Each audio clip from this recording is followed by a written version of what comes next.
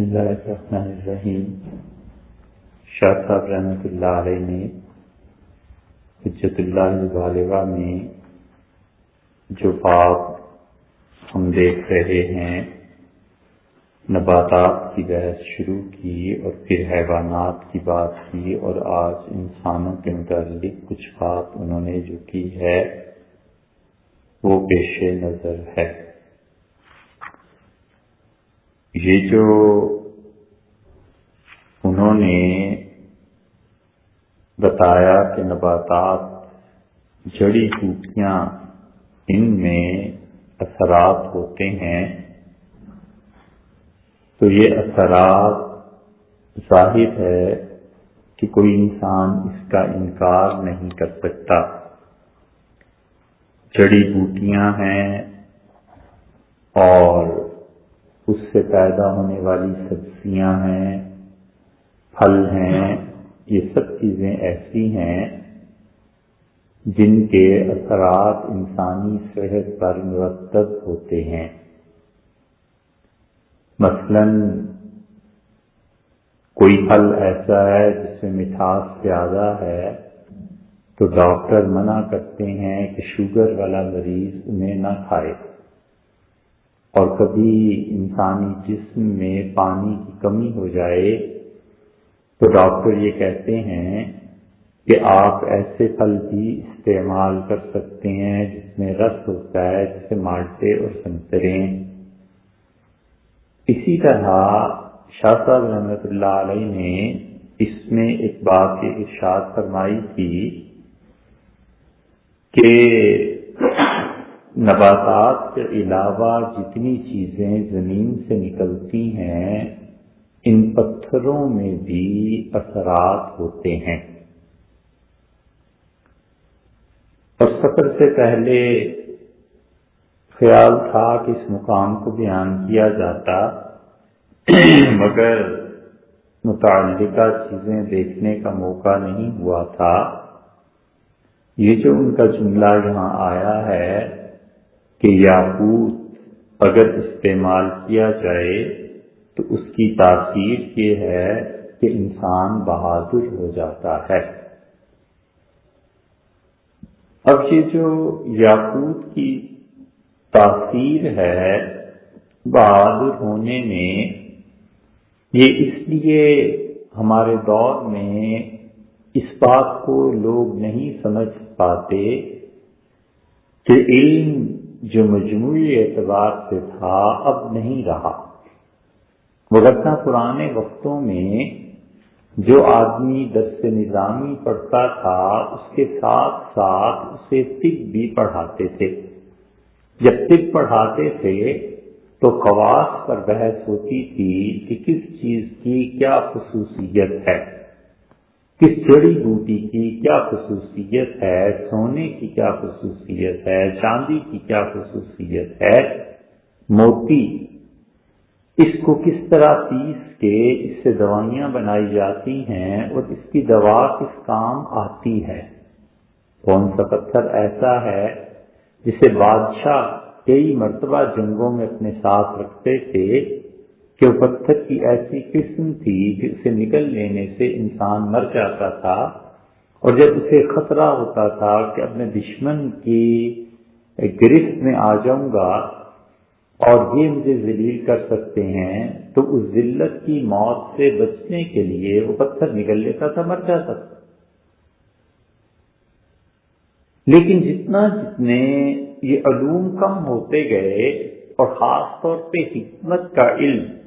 جب مشرق سے اٹھنا شروع ہو گیا ہے اور بہت حد تک اٹھ چکا ہے، تو اس کا نتیجہ یہ نکلا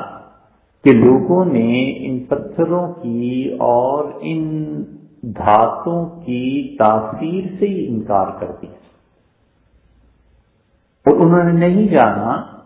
کہ یہ چیزیں کیا ہیں۔ حالانکہ خواتین جو زیورات پہنتی تھیں یا پہنتی ہیں، ان دھاتوں کے اثرات ان پر مرتب ہوتے ہیں۔ کانچ کی چوڑیاں پہننا عورتیں ہمیشہ پہنتی ہیں، اب بھی پہنتی ہیں، اس کی بجائے اگر وہ سونے کی چوڑیاں پہنیں اور چاندی کی فرض کیجیے چوڑیاں پہنیں تو اس کا اثر اور مرتب ہوگا، اور اگر لوہے کی چوڑیاں پہنے تو اس کا اثر اور مرتب ہوگا۔ وہ جو جامع شخصیات ہوا کرتی تھیں کہ کتاب و سنت کو بھی پڑھا ہوتا تھا اور حکمت کو بھی،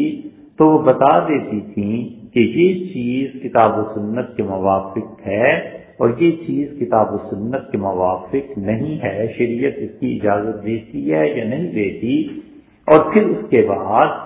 وہ حکمت اور حکیم کہتا تھا کہ آپ اسے اس نیت سے پہنیں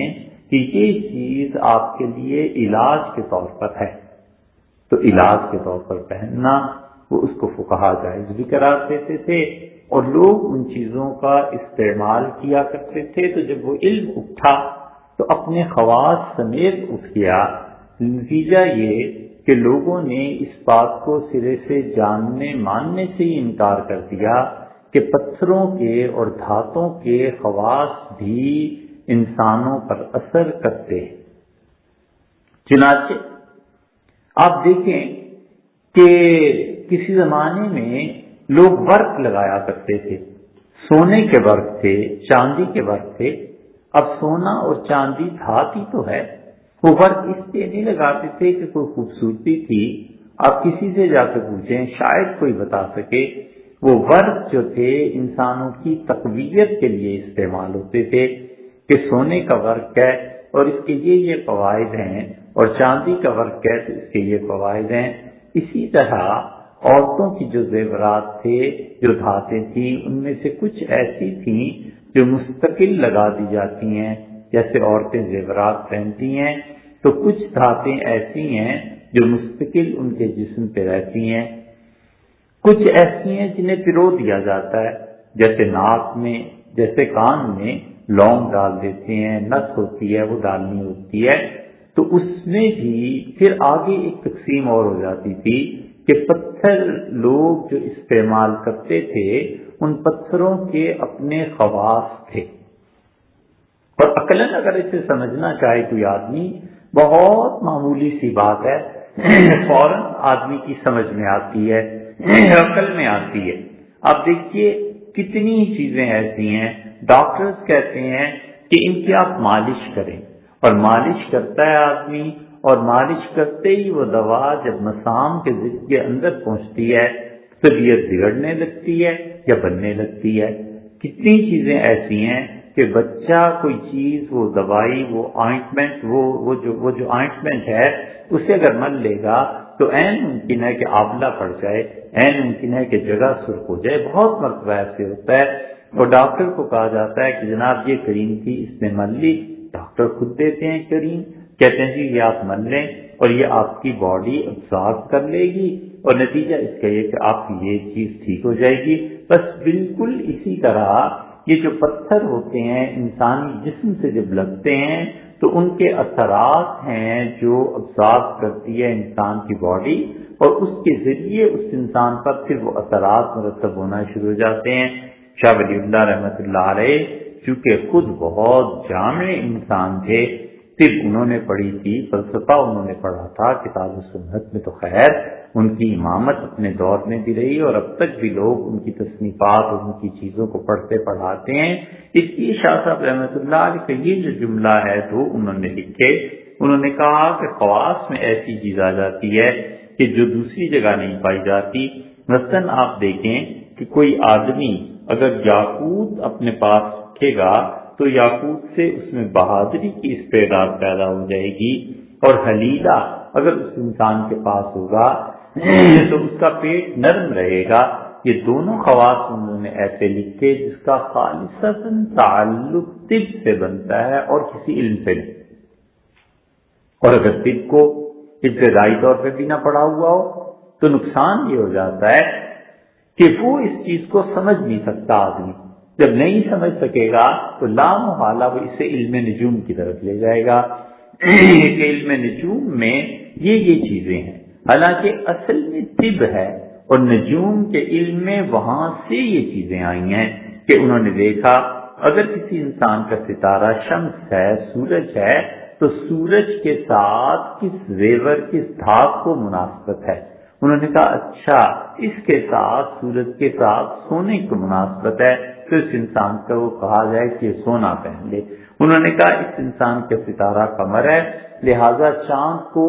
چاندی سے مناسبت ہے، لہذا اس انسان کو قمر پہننے کا حکم دیا جائے. تو نجوم والوں نے طب والوں سے یہ چیز لے لی، حالانکہ اگر آدمی نجوم میں نہ بھی جائے اور صرف طبی طور پر دیکھے تو ان چیزوں پر مسلمانوں نے مستقل کتابیں لکھی ہیں.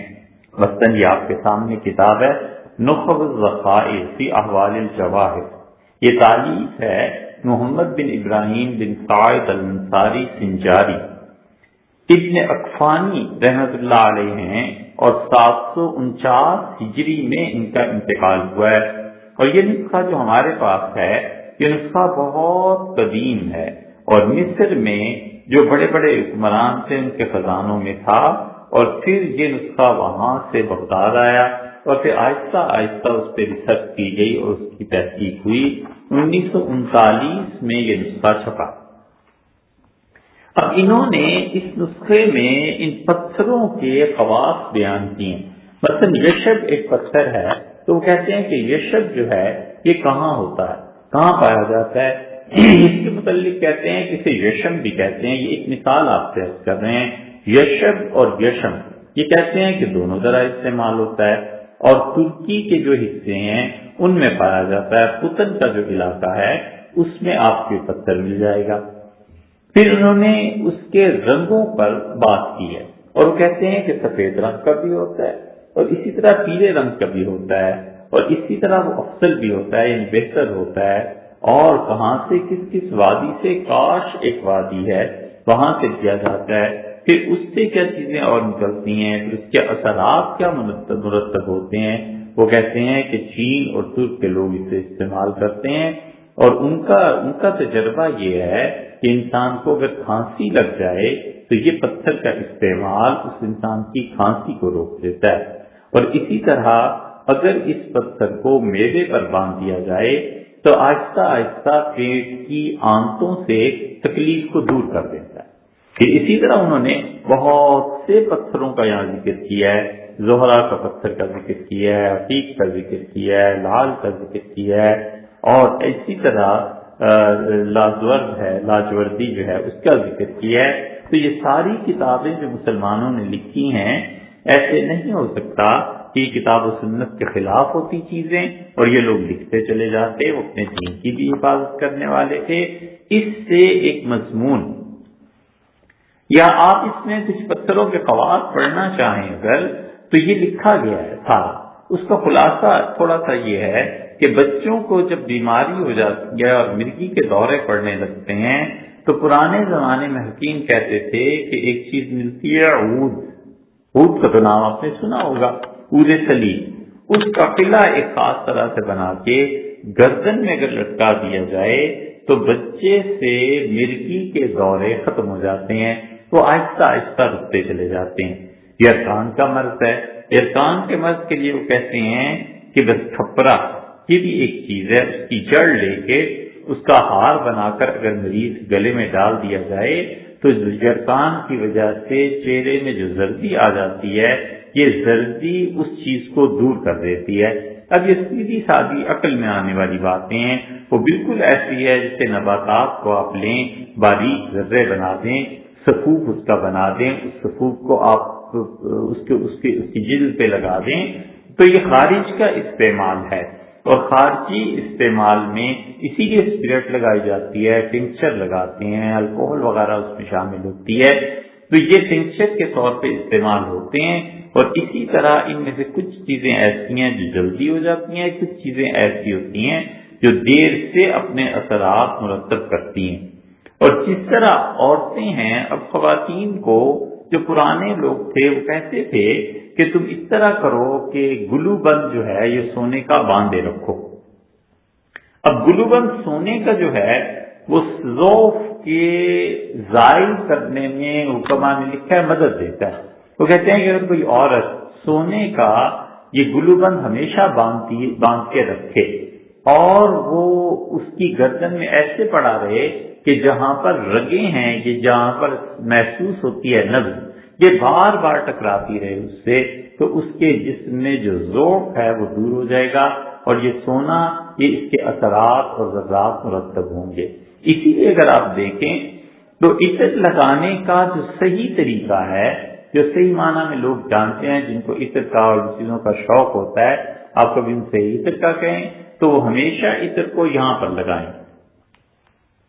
ہتھیلی سے اس سے کلائی سے کپڑا ہٹا کے وہ یہاں پر لگاتے ہیں عطر کو، اس لیے کہ یہاں نبض ہے نا، یہ اسٹیمولیٹ کرتی ہے، یہ بار بار تڑپتی ہے نا، تو اس کی وجہ سے خوشبو پھیلتی ہے۔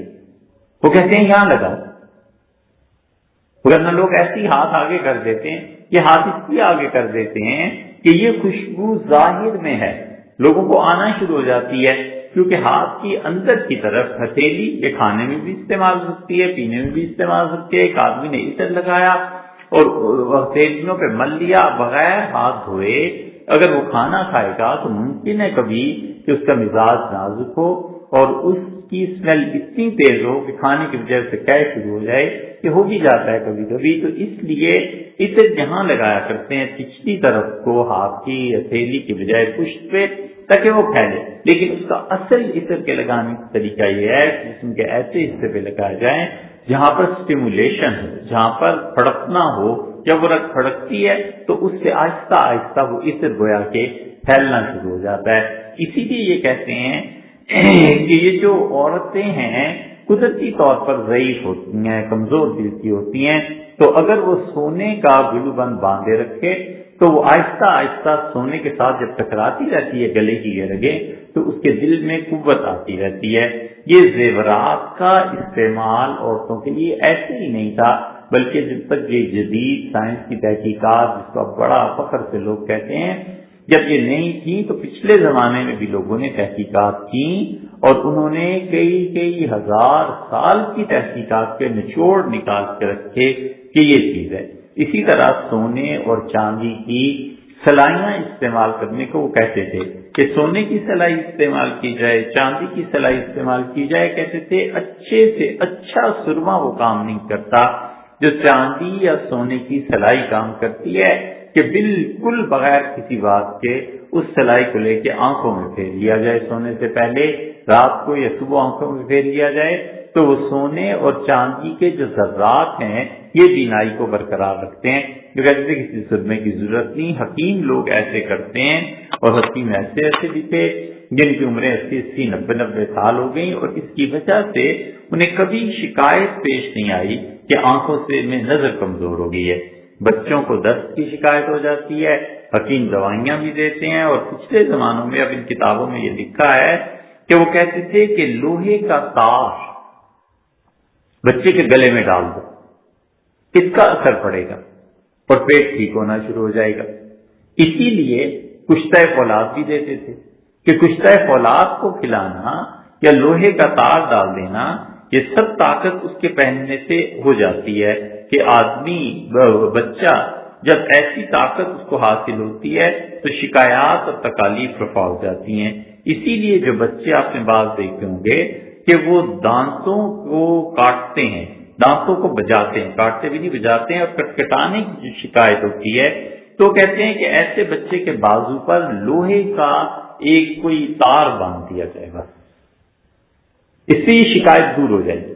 وہ کہتے ہیں لوہے کے اثرات اس بچے میں آنا شروع ہوں گے اور آہستہ آہستہ یہ چیز شروع ہو جائے گی۔ آپ ان قدیم کتابوں میں دیکھیں دہنا فرنگ، یہ ایک پتھر کا نام انہوں نے لکھا ہے، اور کہتے ہیں دہنا فرنگ جو ہے یہ پتھر ایسا ہے کہ اس کی انگوٹھی پاؤں میں پہنا دینی چاہیے تو گردے کی جو پتھری ہے یہ ریزہ ریزہ ہو کر نکل جاتی ہے۔ یہاں تک کہ بعض طباء نے اس سے بھی بڑھ کر لکھا ہے۔ حیرت ہوئی اب یہ تجربے کون کرے اور اتنے قیمتی پتھر کون خریدے، مگر کسی کے پاس اتنا روپیہ پیسہ ہو، گورنمنٹ کے پاس تو ہوتا ہے، یہ جو طب کو زندہ اور جدید طب کرنے کی کرتے ہیں وہ اس پہ تجربے کریں پھر پتہ چلے اور اس چیزوں کو لکھیں۔ لیکن پرانے حکمان نے لکھا ہے کہ دہنا فرنگ ایسا پتھر ہے کہ اگر اس کی انگوٹھی پاؤں میں پہنا دی جائے کسی انگلی میں تو کہتے ہیں کہ مزید پتھری پیدا ہونے ہی گردے میں بند ہو جاتی۔ حالانکہ اب تک یہ چیزیں سامنے نہیں آئی، ڈاکٹر کہتے ہیں کہ بھی پتھری تو پیدا ہوگی، یہ چیزیں آپریشن تک کی بھی تو نوبت آتی ہے، یہ سب چیزیں وہ کہتے ہیں بالکل ریزہ ریزہ ہو کر چلی جاتی ہے۔ مقناطیس ہے. اب مقناطیس کہنے کو کیا ہے، اس میں مختلف شعاعیں ہیں نا جو گزر رہی ہیں، یہ کہتے ہیں میگنیٹک فیلڈ اس میں بنتا ہے، یہ چیزیں ہوتی ہیں. تو کہتے ہیں کہ جب بچے کی ولادت میں دقت ہو تو مقناطیس کا ٹکڑا خاتون کے ہاتھ پہ رکھ دیا جائے اور اس سے اللہ تعالیٰ مہربانی کرتا ہے، وہ اثرات مرتب ہوتے ہیں جن اثرات سے بیماریوں کا حل ہو جاتا ہے اور آسان ہو جاتی ہیں. اسی طرح یہ کہتے ہیں کہ اگر دل کی بیماری میں تعلیق ہو جائے، تعلیق کا مطلب ہے کہ لٹکا لیا جائے، سونے کا کوئی زیور بنا کے مرد عورت کو ہی لٹکا لے. اب لوگ کہیں گے کہ سونا حرام ہے مرد کے لیے پہننا، بالکل ٹھیک ہے، تو لوہا بھی تو جائز نہیں ہے، لیکن حکما کہتے ہیں کہ اس وجہ سے ہے کہ یہ زینت کے طور پہ نہیں پہن رہا بلکہ اپنے علاج کے طور پر پہن رہا ہے. تو کہتے ہیں کہ اگر اس کو علاج کے طور پر استعمال کر لیا جائے تو پھر اس انسان میں یہ چیز نہیں رہتی، یعنی قلب کے امراض کو سونا دفع کر دیتا ہے، ختم کر دیتا ہے. اسی لیے انہوں نے مغرب میں یعنی ایک رسالہ نکلتا تھا، اس سے پڑھ کے بڑی حیرت ہوئی کہ انہوں نے کہا کہ ملیریا جو ہے، چاندی کے جو چھلے ہیں ملیریا کو کم کر دیتے ہیں، ملیریا میں جلدی افاقہ ہو جاتا ہے. یہاں تک کہ انہوں نے کہا کہ ہم نے تجربہ کیا کہ چھلے پہنائے گئے چاندی کے ملیریا کی صورت میں، اور جب ٹھیک ہو گیا تو ان کو تولا گیا انتہائی باریک آلات سے، تو ان چاندی کے چھلوں کا وزن کم ہو گیا تھا. اس کا مطلب ہے کہ انسانی جسم نے ان میں سے کچھ نہ کچھ حصہ لے لیا تھا. تو جو دھاتیں یہ پہنتے ہیں اور جو پروتے ہیں، یہ کان میں ناک میں عورتیں زیورات ڈالتی ہیں، تو ان سب کا اثر مرتب ہوتا ہے. حضرت شاہ صاحب رحمۃ اللہ جو فرماتے ہیں کہ یاقوت جو ہے انسان کے دل میں بہادری پیدا کرتا ہے، تو اس کی ایک چیز یہ بھی ہے کہ حکما لکھتے ہیں کہ یاقوت انسان کے خون کو پتلا کر دیتا ہے، اور کہتے ہیں دوران خون تیز ہو جاتا ہے. یعنی مطلب یہ کہ خون رکتا نہیں، جب دوران خون ٹھیک رہے گا، گاڑھا پن خون میں پیدا نہیں ہوگا، تو آگے ڈاکٹرز جانتے ہیں کہ اس سے دل کتنا اچھا ہوگا اور دل کے پروسیس کیا ہوگا. یہ جو کورونری تھرومبوسس ہے، جس میں عام طور پہ اب وہ کہتے ہیں کہ شریان میں پیدا ہو گئی ہے کوئی چیز اور رک گئی ہے، یہ چیزیں اس کے لیے بھی وہ لکھتے ہیں کہ یاقوت جو ہے اس کا علاج ہے کہ اگر خون میں گاڑھا پن پیدا ہو جائے اور بدن میں دل میں خون میں رکاوٹ آنے لگے، تو یاقوت کی انگوٹھی پہننے سے یہ مرض آہستہ آہستہ دور ہو جاتا ہے. ایسے ہی وہ کہتے ہیں کہ زبرجد، جیسے انہوں نے لکھا ہے، کہتے ہیں زبرجد جو ہے وہ اگر آپ معدے پہ رکھ دیں تو انسان کے جسم میں درد دور ہو جاتا ہے. اسی طرح یہ ہے پارا قائم نہیں ہوتا، اور اگر پارا قائم ہو جائے تو پھر سونے اور چاندی تک کے مرکبات لوگ کہتے ہیں بنتے ہیں. وہ کہتے ہیں پارے کی گولی جو ہے اگر کوئی انسان کمر پہ مستقل باندھنا شروع کرتے کس طریقے سے، تو پارے کی وجہ سے کمر کا درد ٹھیک ہو جاتا ہے. اسی طرح تاثیرات اور بھی ہیں. فیروزہ ہے، یہ فیروزہ جو پتھر ہے جس انسان پہ خوف کا غلبہ ہوتا تھا، حکما اس سے کہتے تھے کہ فیروزہ پہنا کرو تاکہ تمہیں خوف نہ ہو. ایرانی اب تک فیروزے کو جو استعمال کرتے ہیں، اور یہ شیعہ جو ہیں حضرات، ان میں فیروزے کی بڑی قدر و قیمت ہے. تو لوگ اسے کہتے ہیں کہ اس لیے کہ فیروزے کا تعلق سیدنا عمر رضی اللہ سے وہ ہے یا نہیں ہے، اس کی تو تحقیق الگ ہے، لیکن فیروزے کے پہننے کو حکما نے لکھا ہے کہ اس سے انسان میں خوف کی کمی ہو جاتی ہے، جرت بڑھ جاتی ہے، اور انسان جو بھی جرت کی وجہ سے کرتا ہے. اسی طرح لال ہے، یہ لال جو ہے جن لوگوں کو نیند نہیں آتی یا جن لوگوں کو بڑے پریشان کن خواب آتے ہیں، حکما کہتے تھے لال کی انگوٹھی پہن کے سویا کرو، اس کے اثرات مرتب ہوتے ہیں طبی طور پہ. تو یہ سب چیزیں جو ایسی ہیں جو طب ہے. بعض لوگوں کو گھبراہٹ ہو جاتی ہے اور دل بیٹھنے لگتا ہے، پرانے حکما کہتے تھے کہ عقیق کی انگوٹھی استعمال کرو، اس سے تمہاری گھبراہٹ دور ہو جائے گی اور آہستہ آہستہ فرق پڑے گا اور ٹھیک ہو جاؤ گے. یہ سب کی سب باتیں اس اعتبار سے ہیں کہ یہ طب کے اعتبار سے علم نجوم نہیں. اگرچہ پرانے زمانوں میں علم نجوم باقاعدہ پڑھاتے تھے، بتاتے تھے، وہ بتاتے تھے نو کیا چیز ہوتی ہے، انواع کیا چیز ہوتی ہے۔ حضور صلی اللہ علیہ وسلم نے جو فرمایا نا کہ جس نے کہا کہ نو اور یہ بارش کے متعلق اس انسان نے کفر کیا، وہ پوری حدیث ہے۔ اسی لیے آثار میں یہ آتا ہے، صاحب تاج العروج نے بھی اور شاید لسان العرب والے نے بھی نقل کیا ہے کہ حضرت عمر رضی اللہ عنہ نے جب نماز استسقاء کی پڑھائی تو حضرت عباس رضی اللہ عنہ پیچھے سے بولے اور انہوں نے کہا کہ فلاں ستارہ سریا جو ہے وہ سریا ستارہ فلاں جگہ سے فلاں جگہ تک پہنچا ہے یا نہیں پہنچا۔ اب اس سے دونوں نے استدلال کیا ہے۔ علم نجوم والے کہتے ہیں اس لیے کہ حضرت عباس رضی اللہ عنہ اس کو جانتے تھے کہ ستاروں کی حرکات سے انسانوں پہ اور معاشرے اور مزاج اور موسموں پہ کیا اثر پڑتا ہے، اور محدثین اور یہ جو لوگ ہیں وہ کہتے ہیں کہ وہ تو ٹائم کی پیمائش کا ایک طریقہ تھا کہ ٹائم کتنا ہے، مثلا چاند کتنے دن ہوتا ہے، رات کتنے پہر گزر گئی، سورج ڈھل گیا یا نہیں ڈھل گیا، سورج کتنا چلا ہے، زوال ہو گیا یا نہیں ہو گیا۔ اسی طرح سریا ستارہ جو ہے وہ کس حد تک پہنچا ہے، تو عرب جو کہ راتوں کو دیکھتے تھے ستاروں کو اور مرتب کرتے تھے اوقات کو، تو وہ کہتے ہیں تو وقت کی وجہ سے پوچھ رہے تھے حضرت عباس رضی اللہ عنہ کہ سریا ستارہ چلا یا نہیں چلا۔ لیکن بہت سے لوگوں کا خیال یہ ہے کہ سیدنا عباس رضی اللہ عنہ کو اس علم میں شغف حاصل تھا، اس لیے وہ جانتے تھے کہ فلاں وقت جب آئے گا تو اس وقت بارش ہوگی۔ یہ ایسے ہی ہے جیسے کوئی کہتا ہے کہ جی 15 جون کے بعد دیکھیں نا برسات شروع ہوتی ہے۔ اب ہندوؤں کے جو مہینے ہیں اس میں وہ کہتے ہیں کہ فلاں مہینہ آئے گا تو یہ چیز شروع ہو جائے گی۔ خود سارے ہی کہتے ہیں کہ جی مارچ اپریل میں، اب مارچ کی 20 کو، اب مارچ کی 15 کو، فلاں تاریخ کو، 20 سے 21 تاریخ کو دیکھو گے پھول کھلنا شروع ہو جائیں گے، بہار کا موسم شروع ہو جائے گا۔ تو یہ سب چیزیں جو تھیں ان کا تعلق جو تھا وہ طب سے، تاریخ سے، علم اوقات سے، نجوم سے، ان سب سے بنتا تھا، وہ لوگ پڑھاتے تھے۔ اب پڑھنا تو درکنار رہا، اس ایک فکرے کی تشریح نہیں ہو سکتی۔ شاہ صاحب رحمۃ اللہ نے کیوں لکھا ہے کہ یاقوت اپنے پاس رکھنے سے انسان بہادر ہوتا ہے، اور اس کو